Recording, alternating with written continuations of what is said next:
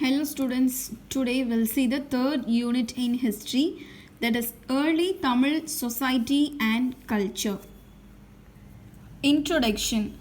Tamil civilizations, as we have seen, begins at least 3 centuries before the Common Era. As seafaring people, Tamil traders and sailors established commercial and cultural links across the sea, and merchants from foreign territories also visited the Tamil region. The resulting cultural and mercantile activities and internal developments led to urbanization in this region. Towns and ports emerged, coins and currency came into circulation, written documents were produced, the Tamil Brahmi script was adopted to write the Tamil language, classical Tamil poems were composed. இப்போ நம்ம இந்த லெசனோட introduction பற்றி பார்க்கலாம். 3வது நூற்றாண்டுக்கு முன்னாடி இருந்தே தமிழ் பண்பாடு அப்படின்றது தொடங்க ஆரம்பிச்சிருச்சு. ஸோ தமிழ் வணிகர்கள்லாம் என்ன பண்ணாங்க, வேறு நாட்டு வணிகர்களோட கடல் வழி போக்குவரத்து வச்சுக்கிறது, அது போக வேறு நாட்டில் உள்ளவங்கலாம் தமிழ்நாடை பார்க்குறது. ஸோ இந்த மாதிரியான ஆக்டிவிட்டீஸ்லாம் என்ன ஆரம்பிச்சிது அப்படின்னா அர்பனைசேஷன், அதாவது நகரமயமாதலுக்கு இது ஒரு வழிவகுத்துச்சு. நகரமயமாதல்னால் என்ன, கிராமங்களாக இருக்கிறது எல்லாமே நகரங்களாக மாறுறது தான் நகரமயமாதல் அப்படின்னு சொல்லுவோம். அதுக்கப்புறம் மெதுவாக டவுன், ஸ்போர்ட்ஸ் அது எல்லாமே வர ஆரம்பிச்சிது. காயின்ஸ், கரன்சி எல்லாமே இன்ட்ரடியூஸ் பண்ணாங்க. தமிழ் பாமி ஸ்கிரிப்ட் எல்லாம் வர ஆரம்பிச்சிது. கிளாசிக்கல் தமிழ் போயிம்ஸ்லாம் நிறைய கம்போஸ் பண்ணாங்க. இது எல்லாம் தான் தமிழ் பண்பாடோட ஸ்டார்டிங். ஸோ இதுக்கப்புறம் என்ன நடக்குதுன்னு பார்ப்போம். Sources for the study of early Tamil society. The sources for reconstructing the history of the ancient Tamils are classical Tamil literature, epigraphy, that is inscriptions, archaeological excavations and material culture, non-Tamil and foreign literature. இப்போ நம்ம early Tamil society, அதாவது முந்தைய காலத்தை பற்றி நம்மளுக்கு தெரிஞ்சுக்கிறதுக்கான sources என்னென்னலாம் பார்க்கலாம்.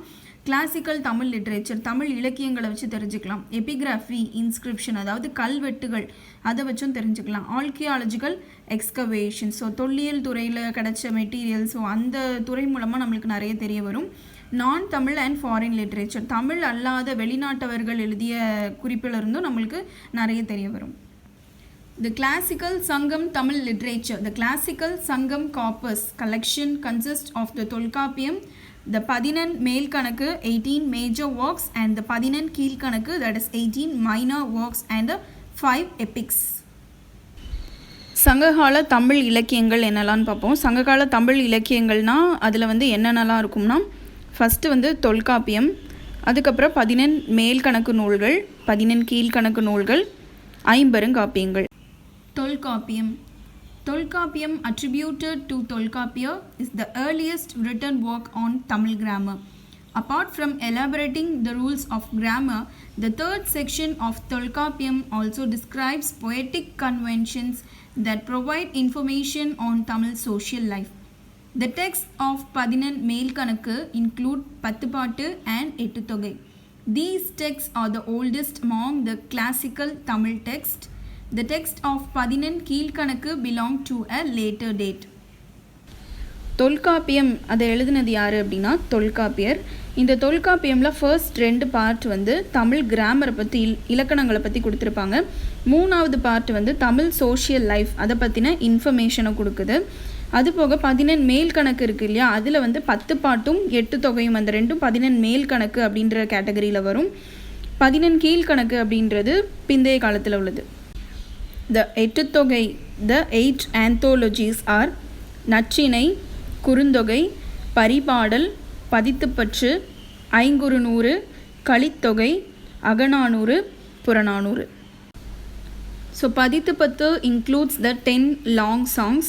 So they are Thirumurugaatruppadai, Porunararruppadai, Perumpanarruppadai, சிறும்பானாற்றுப்படை, Mullaippattu, Nedunalvadai, Madurai Kanchi, Kurinjipattu, Pattinappalai, மலைபடு கடாம். 14 Kilkanakku, 18 minor works. The 14 Kilkanakku comprises 18 texts elaborating on ethics and morals. The preeminent work among these is the Tirukkural, composed by Thiruvalluvar in 1330 couplets. Tirukkural considers questions of morality, statecraft and love. The 5 epics. The epics are copiums or long narrative poem of very high quality. They are Silappatikaram, Manimekalai, Seevaka Chintamani, Valayapathi and Kundalakesi. இந்த 14 கீழ்கணக்கு நூல்களில் வாழ்க்கைக்கு தேவையான அறநெறிகள்லாம் சொல்லப்பட்டிருக்கும். So அதில் முதலாவதாக இருக்கிறது திருக்குறள். அதை எழுதினவர் திருவள்ளுவர். அதில் 1330 குறட்பாக்கள் இருக்கும், 3 அதிகாரங்கள் இருக்கும். அறத்துப்பால், பொருட்பால், இன்பத்துப்பால் 3 அதிகாரங்கள் இருக்கும். ஐம்பெருங்காப்பியங்கள் உங்களுக்கு தெரியும், Silappatikaram, Manimekalai, Seevaka Chintamani, Valayapathi, Kundalakesi. Epigraphy. Epigraphy is the study of inscriptions. Inscriptions are documents scripted on stone, copper plates and other media such as coins, rings, etc. The development of script marks the beginning of the historical period. Epigraphy அதாவது கல்வெட்டு சான்றுகள். நான் என்னென்னா கல்வெட்டுகளை பற்றி படிக்கிறது தான் கல்வெட்டு சான்றுகள் அப்படின்னு சொல்கிறோம்.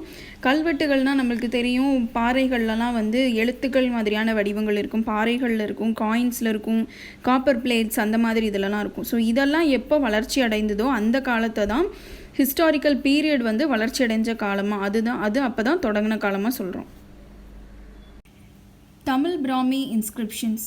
Tamil Brahmi inscriptions have been found in more than 30 sites in Tamil Nadu, mostly on cave surfaces and rock shelters.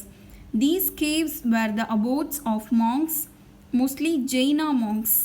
The natural caves were converted into residence by cutting a drip line to keep rainwater away from the cave. Inscriptions often occur below such drip lines. The sites have smooth stone beds carved on rock surface for monks who led a simple life and lived in these shelters. Merchants and kings converted these natural formations as habitation for monks who had renounced worldly life. Mangulam, Muttupatti, Pugalur, Arachalur, Kongar Puliyankulam and Jambai are some of the major sites of such caves with Tamil Brahmi inscriptions around Madurai. Many such caves with Tamil Brahmi inscriptions can still be seen. Many of them are located along ancient trade routes.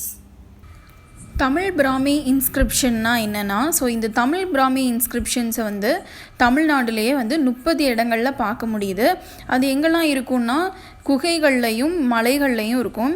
குகைகள் இருக்குது இல்லையா, இயற்கையாகவே அமைந்த குகைகள். இதுதான் வந்து சமணத்துறவிகளோட வாழிடம் அப்படின்னு சொல்லலாம். அவங்க அங்கே தான் இருக்கிறாங்க. அவங்க வந்து எப்படி அங்கே இருப்பாங்க அப்படின்னா, அந்த நேச்சுரல் ஃபார்ம்டு கேவ்ஸ் இருக்குது இல்லையா, அந்த குகைகளில் வந்து இந்த படத்தில் பார்த்தீங்கன்னா தெரியும், நடுவில் ஒரு லைன் மாதிரி போகுது இல்லையா, இந்த மாதிரி ஒரு லைன் ட்ரிப் லைன் மாதிரி ஒன்று அவங்க அதில் செதுக்குவாங்க.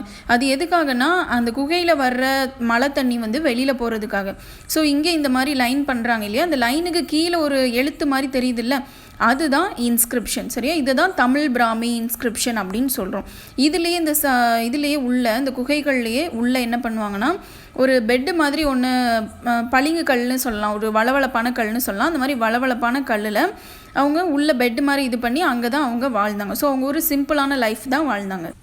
மாங்க்ஸ் அப்படின்னா சமணத்துறவிகள்னு அர்த்தம். ஸோ அவங்க அந்த லைஃப் வாழ்கிறதுக்கு அவங்களுக்கு நிறைய மெர்ச்சன்ட்ஸும் கிங்ஸும் சேர்ந்து நிறைய ஹெல்ப் பண்ணுறாங்க. சரியா, இந்த மாதிரியான தமிழ் பிராமி இன்ஸ்கிரிப்ஷனை வேறு எங்கெல்லாம் பார்க்க முடியும்னா, மங்குளம், முட்டுப்பட்டி, புகழூர், அரச்சலூர், கொங்கர் புளியன்குளம், ஜம்பை, மதுரை. ஸோ இந்த பிளேசஸ்லலாம் இந்த மாதிரியான தமிழ் பிராமி இன்ஸ்கிரிப்ஷன்ஸை பார்க்க முடியும். அது போக நிறைய ட்ரேட் ரூட்ஸ் இருக்கும் இல்லையா, அந்த ட்ரேட் ரூட்ஸ்லேயும் இந்த மாதிரியான இன்ஸ்கிரிப்ஷன்ஸை பார்க்க முடியும். Hero stones. Hero stones are memorials erected for those who lost their lives in the battles and in cattle raids. As cattle were considered as an important source of wealth, raiding cattle owned by adjoining tribes and clans was common practice in a pastoral society. During the Sangam age, the Mullai landscape followed the pastoral way of life. Tribal chieftains plundered the cattle wealth of enemies whose warriors fought to protect their cattle. Many warriors died in such battles and were remembered as martyrs. Memorial stones were erected in their honor.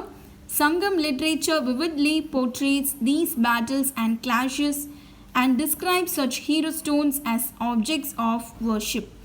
Tolkappiyam describes the procedures for erecting hero stones. Hero stones of the Sangam age with Tamil Brahmi inscriptions can be found at Pulimankombai and Tatapatti in Theni district and Purpanai Kotai in Pudukkottai district. Those of the Sangam age discovered till now do not have images or sculptures. Hero stones of the post-Sangam age and the Pallava period occur in large numbers in pastoral regions, especially around the Chengam region near Tiruvannamalai district. These hero stones have inscriptions and the images of warriors and name of heroes. Hero ஸ்டோன்ஸ்னால் என்னென்னா அதோட நேம்லேருந்தே நம்ம தெரிஞ்சுக்கலாம். அதாவது இறந்த வீரர்களோட நினைவாக வைக்கிற ஒரு கற்கள், அதை தான் வந்து ஹீரோ ஸ்டோன்ஸ் அப்படின்னு சொல்லலாம். ஓல்டன் டேஸில் வந்து கால்நடை வளர்ப்புன்றது அவங்களுக்கு ஒரு வெல்த் அப்படின்ற மாதிரி, அவங்களோட ஒரு வளம் அப்படின்ற மாதிரி அவங்க நினச்சாங்க. ஸோ அதை என்ன பண்ணுவாங்கன்னா, வேறு நிலத்தவர்கள் இருப்பாங்க இல்லையா, அவங்க வந்து அந்த கால்நடைகளை தூக்கிட்டு போயிடுவாங்க. ஸோ அதுக்காக சண்டை நடக்கும். இந்த மாதிரியான விஷயங்கள் வந்து முன்னாடி நடந்திருக்கு.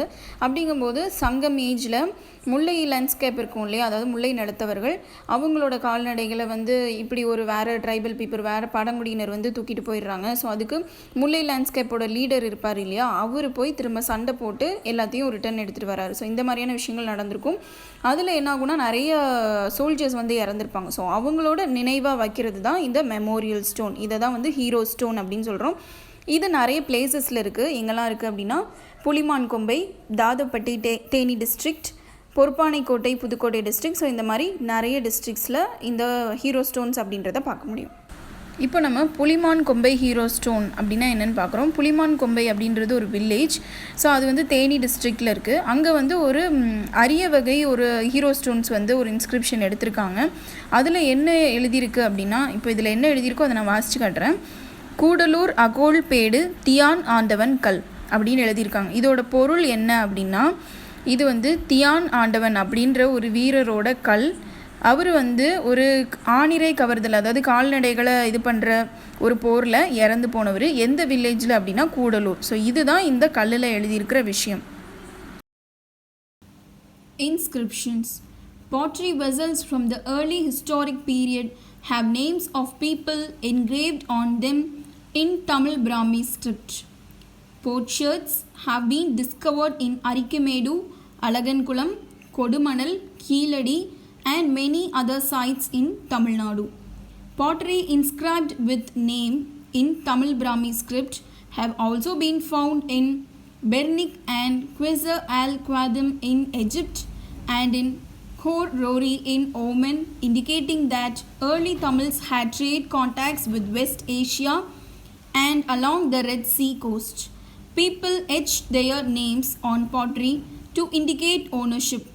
Many of the names are in Tamil while some are in Prakrit. Prakrit was the language used by the common people in the northern part of India during the Mayuryan period. So ancient people என்ன பண்ணுறாங்கன்னா, பாட்ரி vessels, அதாவது சுடுமண் கலன்கள் இருக்கும் இல்லையா, அதில் அவங்க பேர் எழுதுகிறாங்க. So இந்த மாதிரியான இன்ஸ்கிரிப்ஷன்ஸை எங்கெல்லாம் பார்க்க முடியுதுன்னா, அரிக்கமேடு, அழகன்குளம், கொடுமணல், கீழடி, இன்னும் இதே மாதிரி நிறைய சைட்ஸ் இருக்குது. ஸோ இது போக பெரேனிகே, குவாசர் அல் குவாதம், கோர் ரோரி, இந்த மாதிரியான இதுலேயும் வந்து இந்த இன்ஸ்கிரிப்ஷன்ஸை பார்க்க முடியும். ஸோ இந்த இன்ஸ்கிரிப்ஷன்ஸ் அவங்க எதுக்கு பண்ணுறாங்க அப்படின்னா, ட்ரேட் கான்ட்ராக்ட்ஸ், அதாவது வெஸ்ட் ஏஷியாவுக்கும் தமிழ்நாடுக்கும் இடையில் உள்ள வணிக தொடர்பை காட்டுறதுக்காக தான் இந்த மாதிரியான இன்ஸ்கிரிப்ஷன். ஸோ எதுக்கு அந்த இதில் அவங்க நேம் அப்படி எழுதுகிறாங்க அப்படின்னா, அவங்களோட ஓனர்ஷிப் அதை வந்து காட்டுறதுக்காக தான் அவங்க இதை பண்ணுறாங்க. ஸோ இதை வந்து தமிழ் லாங்குவேஜ்லேயும் பிரக்ரிட் லாங்குவேஜ்லேயும் எழுதுகிறாங்க. பிரக்ரிட் அப்படின்றதும் ஒரு லாங்குவேஜ் தான். அதை வந்து நார்தர்ன் பீப்புள் பேசுவாங்க. So northern part of people. Archaeological sites. Archaeological excavation refers to systematically digging a site to recover material evidence for exploring and interpreting societies of the past.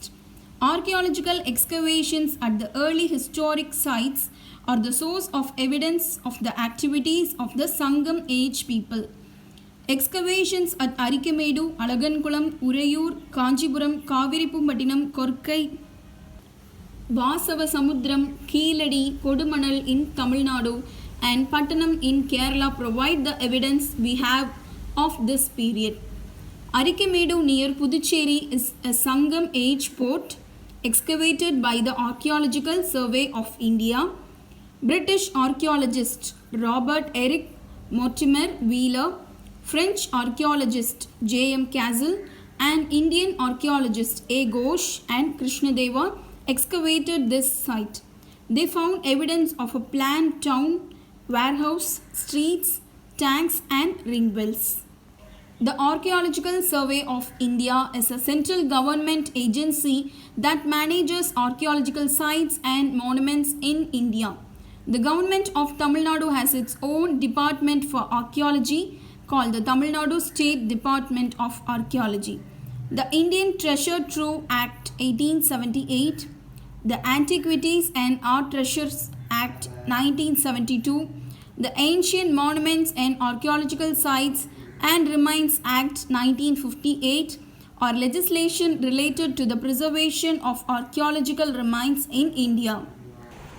Archaeological side இல்லைனா archaeological excavation அப்படின்னா என்னென்னா தொல்லியல் துறை, சரியா? அவங்க ஒரு group இருப்பாங்க. So அவங்க வந்து ஒரு சைட் இருக்கும், அந்த சைட்டை வந்து தோண்டி எடுத்து அவங்களுக்கு ஏதாவது மெட்டீரியல் எவிடன்ஸ் கிடைக்குதான்னு பார்ப்பாங்க. எதை பற்றினா ஏன்ஷியன்ட் பீப்புள் பற்றி ஏதாவது எவிடன்ஸ் கிடைக்குதான்னு பார்ப்பாங்க. ஸோ இதில் கிடைக்கிற இந்த மெட்டீரியலை தான் நம்ம வந்து சங்கம் ஏஜ் பீப்புளை பற்றி தெரிஞ்சுக்கிறதுக்கான ஒரு சோர்ஸ் எவிடன்ஸாக வச்சுருக்கோம். இந்த மாதிரியான எக்ஸ்கவேஷன்லாம் எங்கே நடக்கும்னா அரிக்கமேடு, அழகன்குளம், உறையூர், காஞ்சிபுரம், காவிரிப்பூம்பட்டினம், கொர்க்கை, வாசவசமுத்திரம், இந்த மாதிரி இன்னும் தமிழ்நாடு, கேரளாவில் இருக்கிற ஒரு சில பிளேசஸில் நடக்குது. ஸோ நம்மளுக்கு வந்து ஒரு ரிங் வெல் ஒன்று இந்த இமேஜில் பார்க்குறீங்க இல்லையா, இது ஒரு ரிங் வெல். இது எங்கே கண்டுபிடிச்சாங்க அப்படின்னா அரிக்கமேடுவில் வந்து புதுச்சேரி பக்கத்தில் இருக்கிற அரிக்கமேடுவில் கண்டுபிடிச்சாங்க. இதை கண்டுபிடிச்சது வந்து பிரிட்டிஷ் ஆர்கியாலஜிஸ்ட் ஒருத்தர் ராபர்ட் எரிக் மார்டிமர் அவரோட பேர், ஒரு ஃப்ரெஞ்ச் ஆர்கியாலஜிஸ்ட் அவர் பேர் கேசில், Indian archaeologist Ghosh and Krishnadeva, இவங்க எல்லாருமே வந்து அந்த சைட்டை எக்ஸ்கவேட் பண்ணி கண்டுபிடிச்சாங்க. ஸோ ஏஎஸ்ஐ அப்படின்னு ஒன்று இருக்குது, ஆர்கியாலஜிக்கல் சர்வே ஆஃப் இந்தியா. இதை ஃபார்ம் பண்ணது வந்து சென்ட்ரல் கவர்மெண்ட். எதுக்காக அப்படின்னா ஆர்கியாலஜிக்கல் சைட்டையும் மானுமெண்ட்ஸையும் பாதுகாக்கிறதுக்காக. மானுமெண்ட்ஸ்னால் என்ன? நினைவு சின்னங்கள். ஆர்கியாலஜிக்கல் சைட்னால் தொல்லியல் துறை ஆய்வு பண்ணுற சைட்ஸ்.